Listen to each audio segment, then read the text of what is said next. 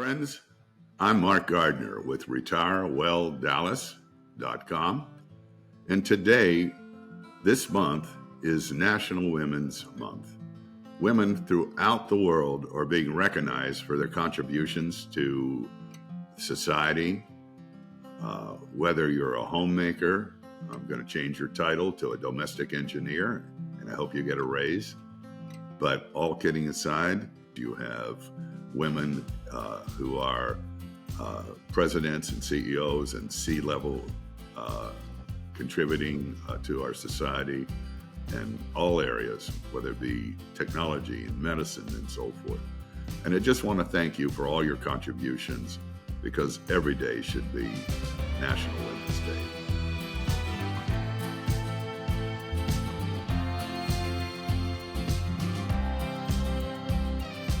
And we're going to talk about empowering women with the knowledge, the clarity, and a roadmap for successful retirement.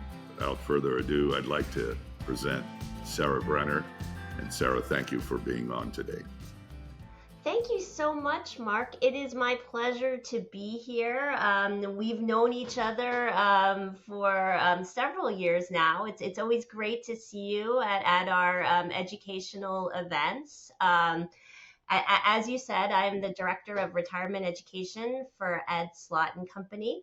We focus on saving for retirement, primarily retirement accounts, that would be qualified plans and IRAs. It's great to be here. Now, I won't tell you how old I am, but I will tell you I recently came back from my high school reunion in Bel Air, Texas. And we were reminiscing about our early years. And some of the people were a little bit concerned that they didn't know anything about their retirement because they didn't learn anything in their home. They didn't get any help in school, and they sure didn't get any help in their retirement at their offices. So we were talking about this, and perhaps you may or may not know, but since January 1st, 12,000 people turned 65. And through 2030, now we're going to face a phenomena in history that's never been before. We'll have over 70 million people turning 65. And so I kind of equate this to pin the tail of the donkey. Perhaps you may remember that as a kid, you eyed across that room, you saw that donkey, and you said, "This is a no-brainer." I did, and I said, "I'm going to go get that prize." And as a kid, that was really important. But until they put a blindfold on me, spun me around the room, and the next thing I know, they said, "Walk." Well, I never won the prize. But, what happened now is that some of you may be placed with a blindfold over your eyes, and it's time to take that off and learn about taxes and retirement and how this is going to affect you in your retirement. What seemed so easy turned out to be a disaster, and I can tell you I never hit that target. Similarly, pre- and post-retirement, that's what I specialize and know what a retirement should look like. And you have dreams and aspirations clearly in front of you, but you're not sure how to get there, just like pinning the tail on that donkey. And so we're going to talk today about knowing what to do starts first with knowing what not to do. And as a financial professional, I have essentially the role and the responsibility to help you reach your financial goals, to get you as a pre or post-retirement retiree to take that blindfold off, educate your retirement risk. And so I'm part of a group, Slott and Company, and Ed and his team are renowned in retirement planning. And today I have the honor, special guest on my podcast, Mrs. Sarah Brenner. Now, Sarah is a director of retirement education for the Slott and Company group. She's been there for 20 plus years. She answers complex and helps navigate people with a lot of IRS questions. I've called upon her many a time, and she's a writer, a contributor. She's written articles. She's been quoted in the Wall Street Journal. She's an experienced speaker, and I can tell you that not only does she know the ins and outs of the retirement planning information, she's one heck of a pro. And being part of this group, it's very prestigious. I'm considered in a master elite group, and we have to get schooled and tested a couple of times a year, and we have to go to these workshops. And I can tell you, sometimes over 400 and something pages can be, like a fire hose trying to remember everything. But when I have professionals like Sarah to answer these questions and help me with my clients, I can't thank her enough. So, Sarah, when we had talked earlier, this obviously is geared, not that we don't help husband and wife and men, but women in particular, because of the Secure Act 1.0 and the Secure Act 2.0, it's changed the landscape. And you had mentioned to me there's like 3 areas of importance that if you had to pick some of the hundreds and hundreds of questions, you kind of narrowed it down to at least 3 today. And would you care to share that with these folks today? Yeah, absolutely. Women face special challenges when it comes to saving for a secure retirement. They face special challenges during retirement, trying to hold on to those retirement savings and not lose them to Uncle Sam. And then finally, they also face tremendous challenges when it comes to estate planning, making those decisions about the best way to pass the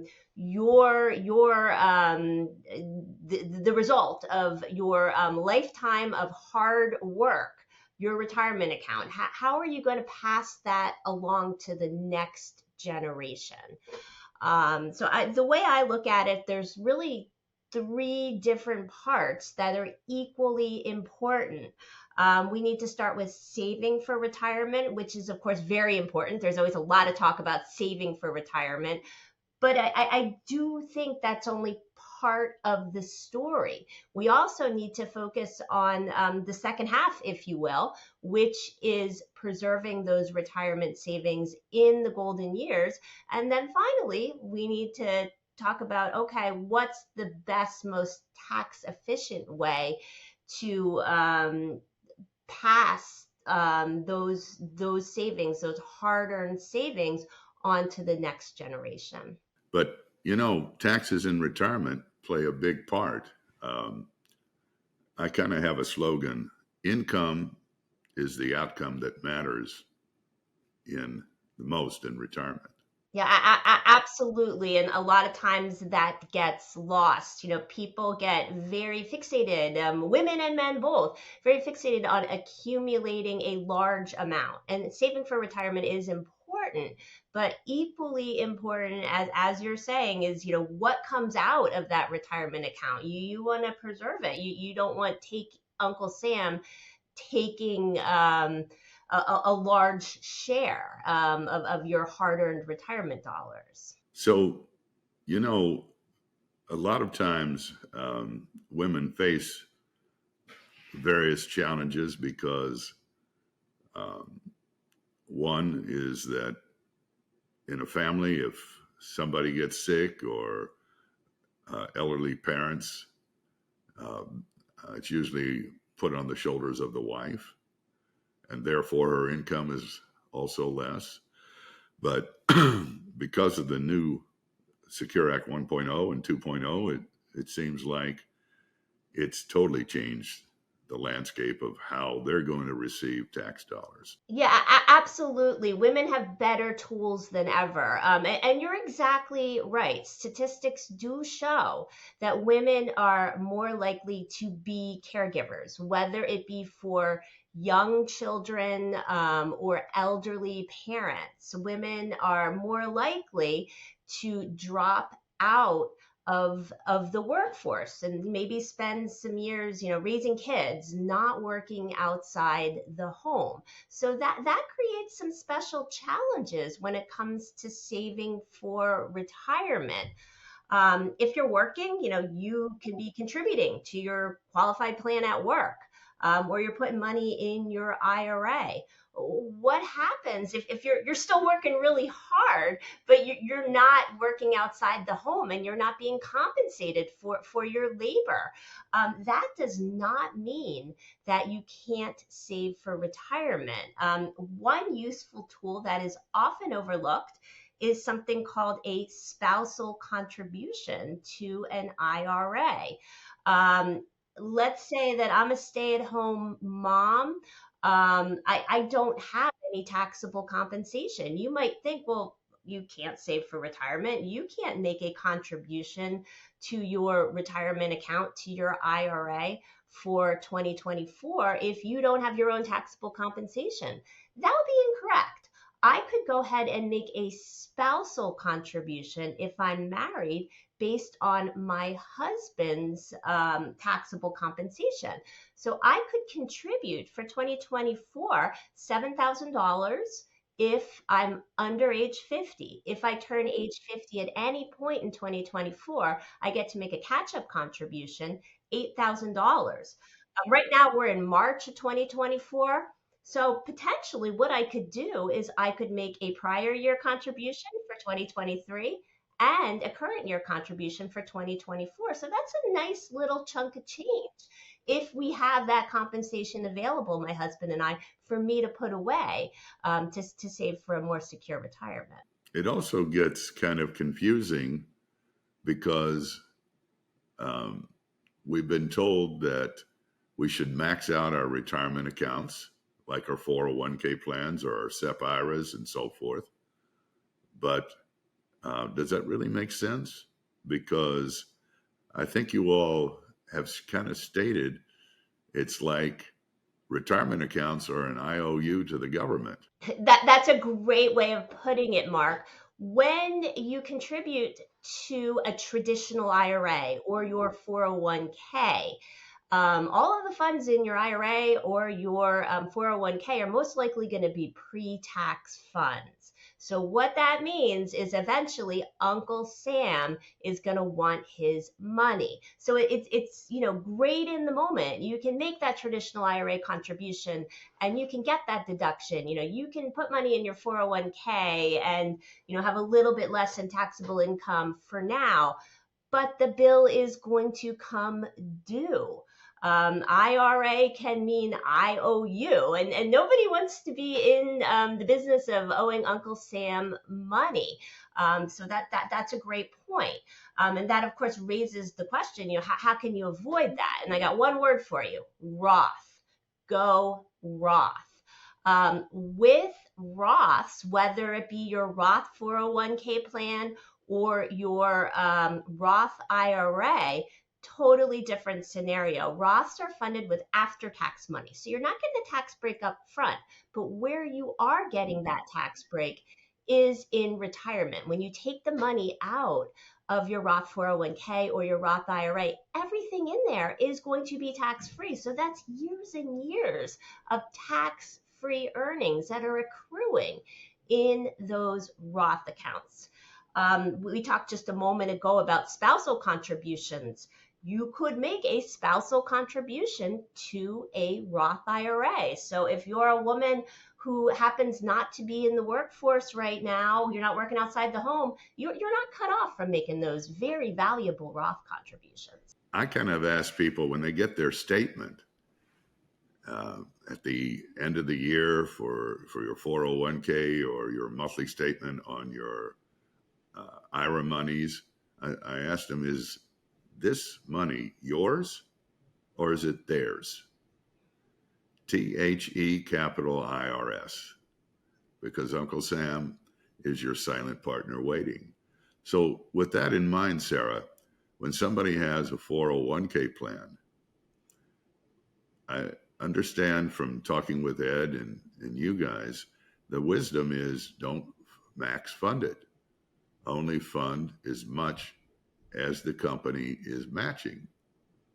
And there are other, depending on the age, alternative other ways that you can fund your retirement plans. Absolutely. 401k is only part of the story. You're right. It is a very common strategy for people only to fund those accounts up to the match. Something that everyone should be looking at least thinking about, Roth conversions. If you have a lot of pre-tax money, whether it be in your plan or in your traditional IRA, you may want to consider the possibility of doing a Roth conversion, getting that money into a Roth IRA.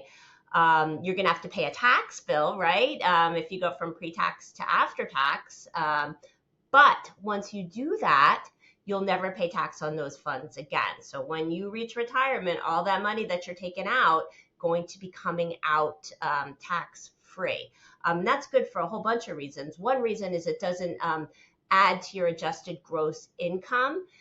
Income coming in, creating higher adjusted gross income can result in all sorts of stealth taxes in retirement, which no one wants. We hear a lot about those pesky IRMA charges. Nobody likes IRMA. With Roths, you take IRMA out of the equation. And, people don't realize that depending on how much other sources of income, when they get Social Security, they could even be taxed as much as 85%. And, here we save all this money, get FICA and all this other taken out of our paychecks over these years.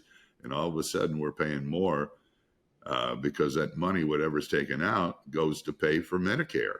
Yeah, absolutely. It can be a trap for people.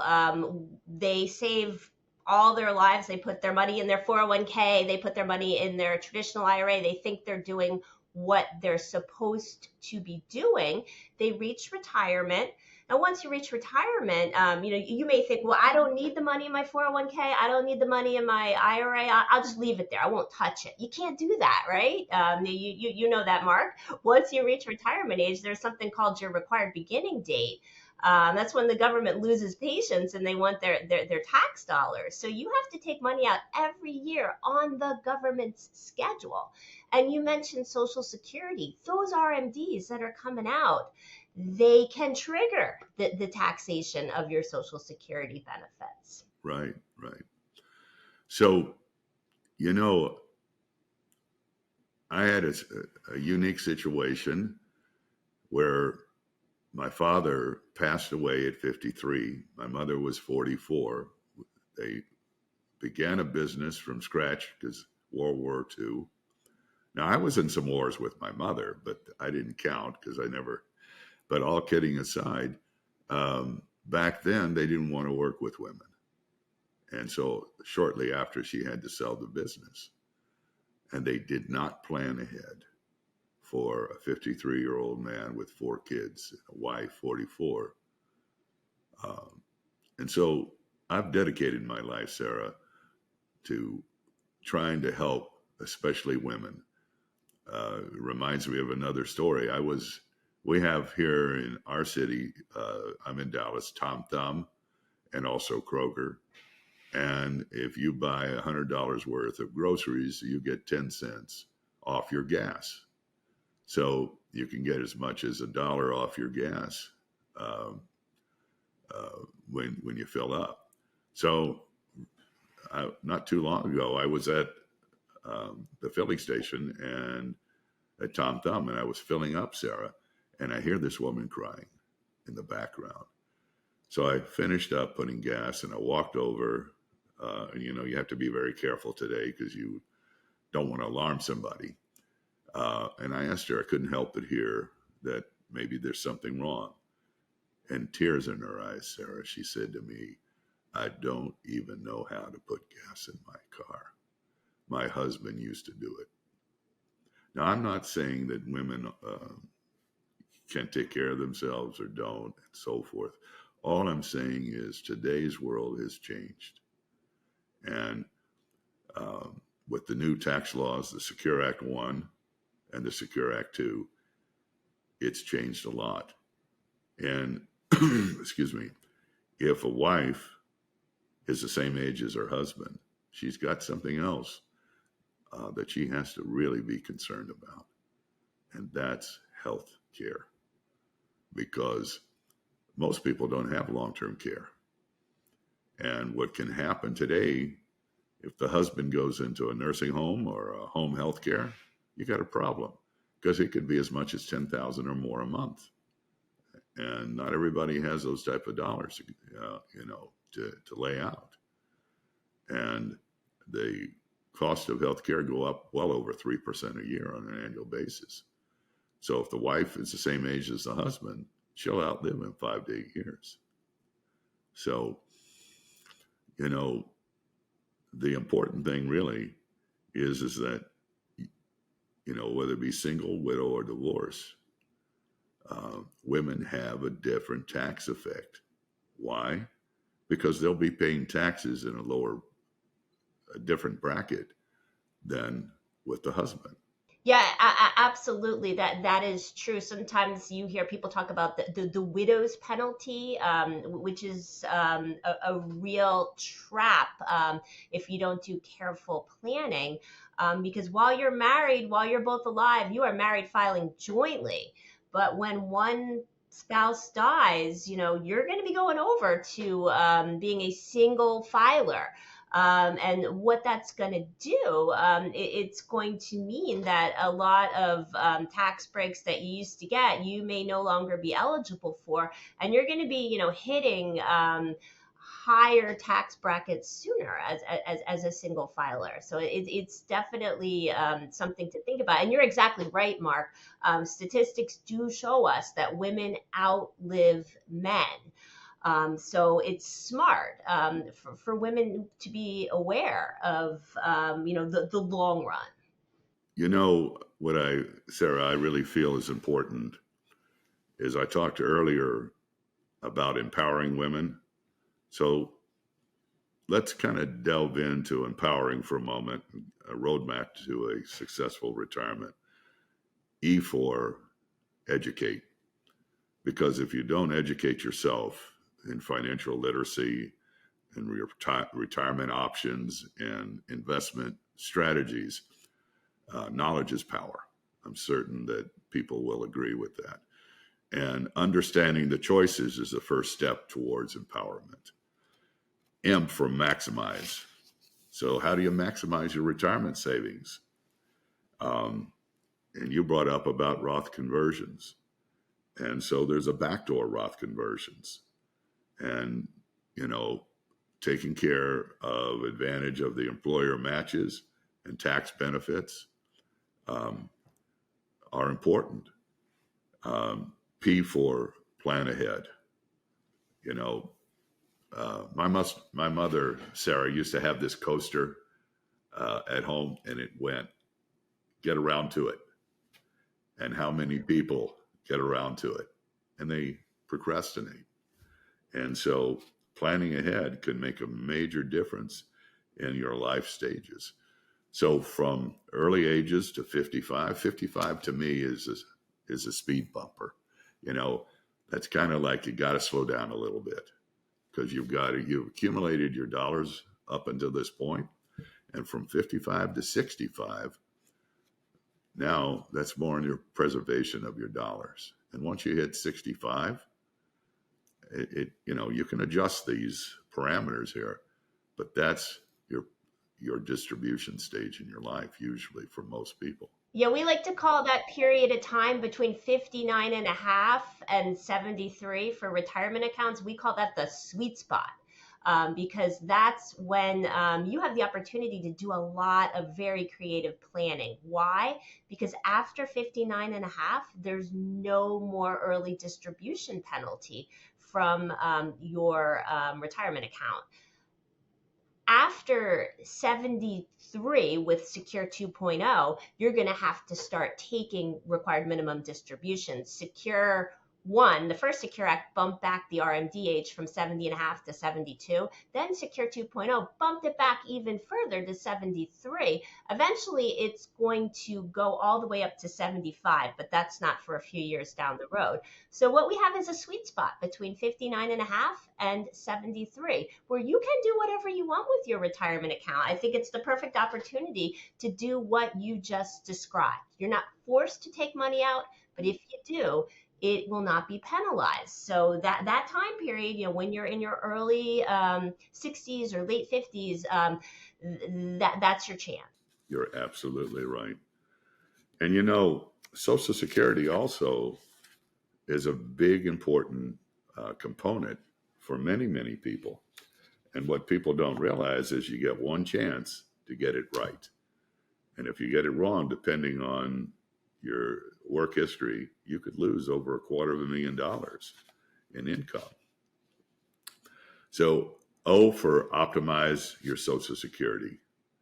And I have a designation for Social Security claiming, and we help people to try to look at optimizing. Now, I will say something. There might be some women out there who are listening to this podcast, and I'd like you to listen to this. If any of you are contemplating getting a divorce under 10 years, stretch it to 10 years and a day minimum, because you can then get half of your ex-to-be husband's Social Security. I had a situation where I had a woman who worked in a family business for 25 years. And at age 50, her husband died on a racquetball court. And she looked up and she said,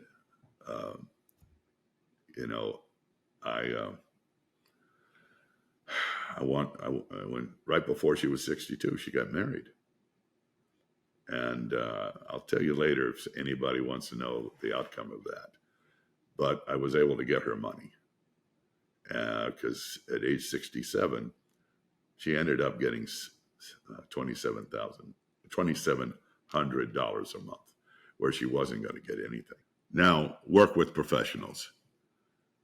I've been doing this, and I won't tell you, for 4 decades plus, but work with financial advisors. I've got a team of people, estate planners, tax specialists, that, like Cinderella, our goal is to fit the right slipper on you so that when you do take the right steps towards your retirement, you're going to be taking that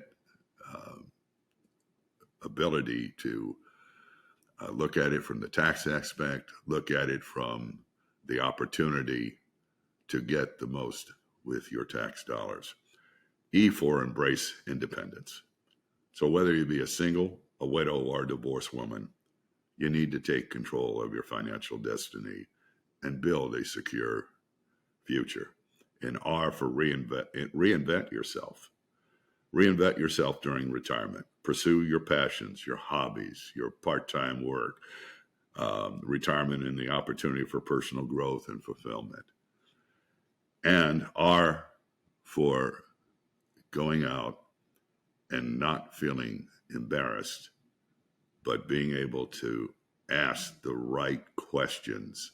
Friends, I want to raise a cheer to Sarah Brenner, an IRA analyst, specialist, attorney with a wealth of experience. Today, she highlighted 3 crucial areas of concern for women in retirement. And I've been working with Sarah now for about 15 years, give or take. So when you're having fun, you can't even tell how the time passes. But every single time she's been able to field calls and answer my clients' questions. Thank you for having me. Our pleasure. So if you like this episode, I want you to feel free to contact me. I'm Mark Gardner at retirewelldallas.com, or you can call me at 214-762-2327. Our goal is to empower, begins with knowledge, action, and supportive community to help women make the best choices possible for their retirement. And don't go into it blindfolded. Let us take that blindfold off and help you get a better retirement plan. Thank you again. We'll see you next time on our next podcast. All the best, Mark Gardner. Bye, y'all.